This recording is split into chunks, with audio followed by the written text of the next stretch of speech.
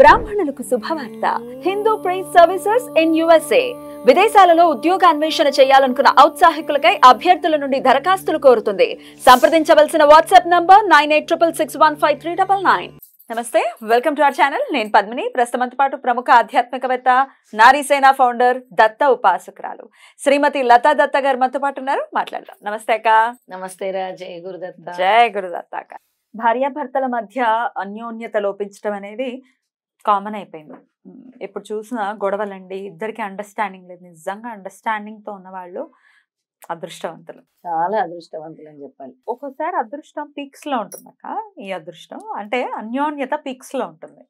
ఒక 2-3 కేసెస్ లో చూసాను. మన ఇద్దరి మధ్య పిల్లలు అడ్డు వద్దు అనుకుని పిల్లల్ని గండం మానేశారు. అంటే అంతా అలా కూడా ఉంటారా? అలాంటి అన్యోన్యత బాబోయ్, అంత పీక్సా? అసలు కొంతమందిని చూస్తాం పద్మిని 90 ఏళ్ల వరకు కూడా, అంటే ఒక 80 years వచ్చే వరకు కూడా వృద్ధ దంపతులు చాలా మంది పెళ్లి చేసుకున్నప్పుడు ఎంత ప్రేమ ఉందో ఈ రోజు కూడా అంతే ప్రేమ ఉంటది. అసలు అదృష్టం కదా. చాలా చాలా. పోనీ ఎంత తిట్టుకున్నా, తిట్టుకోవడం కామనే, తిట్టుకోకుండా ఏ భార్యాభర్తలు ఉండరు మోస్ట్లీ కదా. కానీ ఆ ప్రేమతోటే ఉండడం, ఎండ్ ఆఫ్ ది డే ఆ ప్రేమ ఉండటం. ఆ ప్రేమ నాకు ఇప్పుడు కనబడట్లేదు ఎవరిలో కూడా. అంటే ఒకప్పుడు చూస్తే రిలేషన్షిప్ కి చాలా వాల్యూ ఉండేది.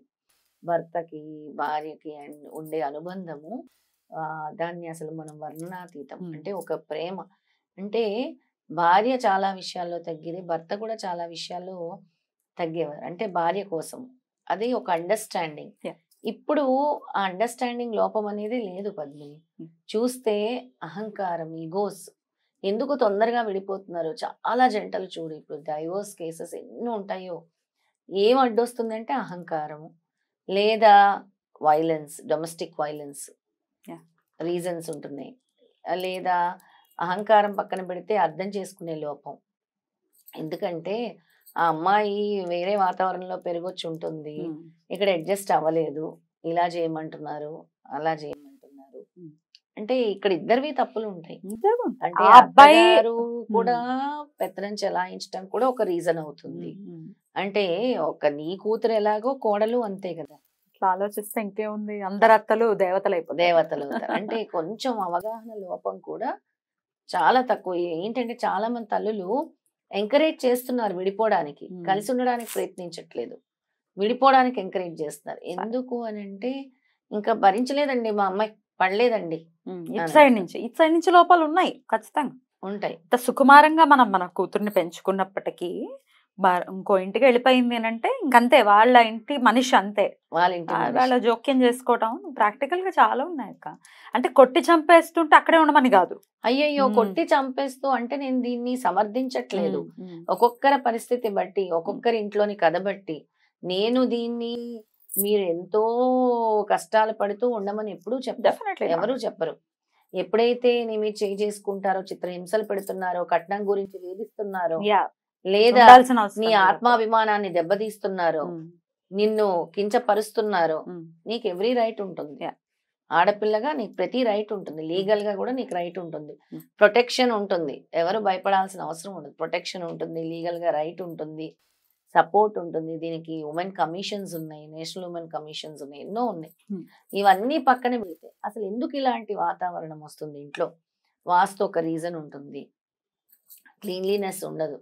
వంటింటి సింకులు చూస్తే ముఖ్యంగా వంటింటి సింకులు అనేవి శుభ్రంగా ఉండవు, గ్యాస్ స్టవ్ అనేది శుభ్రంగా ఉండదు. అది కూడా ఒక మెయిన్ రీజన్ భార్యాభర్తల్లో ఇలా అవ్వటానికి. నీట్ గా ఉండాల్సిందే. అంటే లక్ష్మీకరం ఎక్కడ?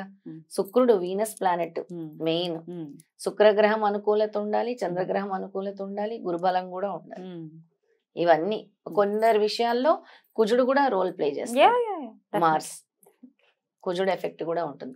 వీటి నుంచి ఏం కావాలి? సర్వదేవతలు శుభంగా అనుకూలించాలంటే శుభ్రం ముందు, క్లీన్లీనెస్ ఇస్ మోస్ట్ ఇంపార్టెంట్. ఈ ఎఫెక్ట్స్ నుంచి పోవాలి అని అంటే నిత్యము కూడా వీలు అంటే చాలా నీట్ గా ఉంచుకోవాలి. నెక్స్ట్ ప్రతి అమావాస్యలు వస్తూ ఉంటాయి కదా, అమావాస్య లేదా ప్రతి శనివారం కూడా సాల్ట్ వాటర్ తో హౌస్ క్లెన్స్ చేసుకోవాలి.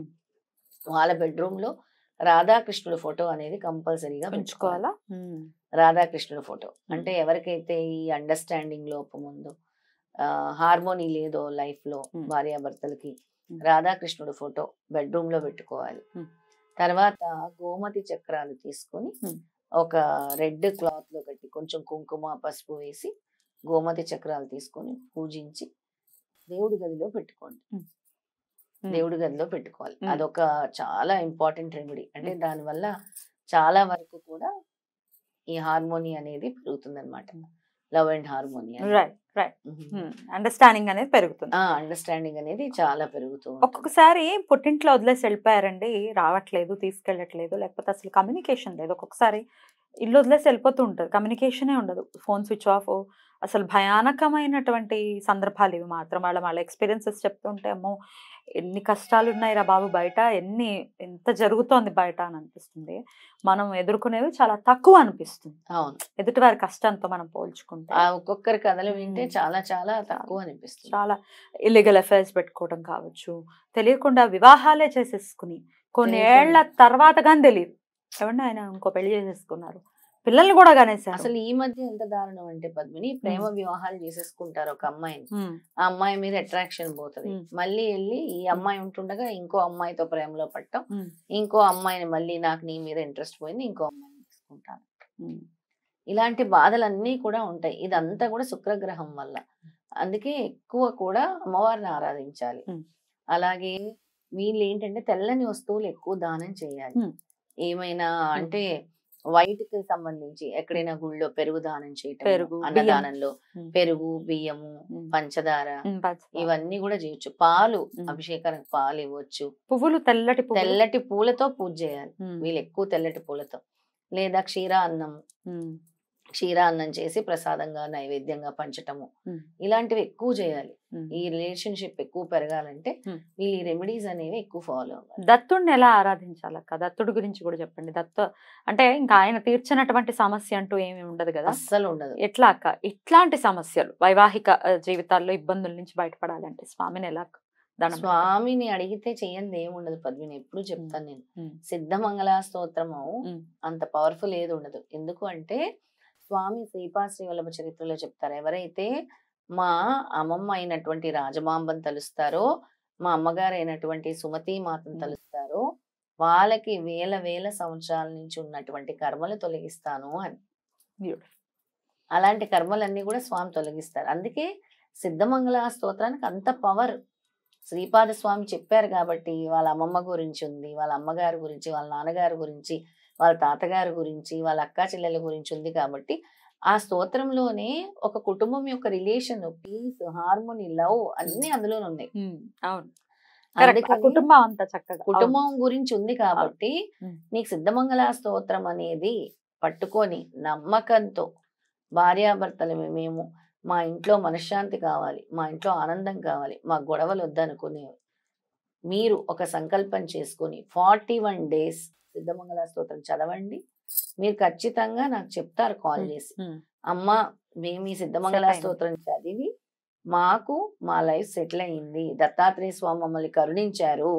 రోజుకి ఎన్నిసార్లు చదవమంటారు? 11 సార్లు చదవాలి. 11 సార్లు 41 days డైలీ 11 times. మనం ఏమీ చేయకుండా ఊరికే స్వామి కరుణించాలంటే కాదు. మీరు 11 సార్లు చదవటానికి, ఒక్కొక్కసారి చదవటానికి 2-3 minutes పడుతుంది. మహా అని అంటే ఒక అరగంట కూడా పడదు. ఒక అరగంట కేటాయించలే, ఒక 20 minutes ఆడ్లీ ఫాస్ట్ గా చదివితే అంతే. 20 to 22 minutes అంతే. తప్పకుండా ఇది చేసుకుని వైవాహిక జీవితంలో ఇబ్బందులు పడటం అనేది ఉంటాయి, కానీ అది చాలా ఎక్కువ ఉండటము, దానివల్ల తీవ్రమైన మనస్తాపంకి లోన్ అవ్వటం, ఇవన్నీ పక్కన పెట్టేస్తే విక్టిమ్స్ గా పిల్లలు మారిపోతారు. డెఫినెట్ గా పిల్లల మీద ప్రభావం పడుతుంది. పిల్లలే కదా అసలు.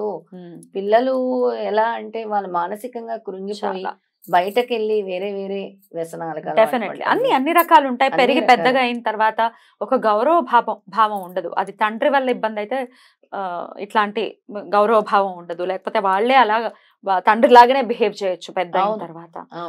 విమెన్ మీద డెఫినెట్ గా గౌరవం ఉండదు. బోల్డ్ అన్ని రోల్స్ ని ప్లే చేస్తాయి. వీటన్నిటికీ డెఫినెట్ గా సువాసిని పూజ కూడా చాలా ఇంపార్టెంట్ పద్మిని.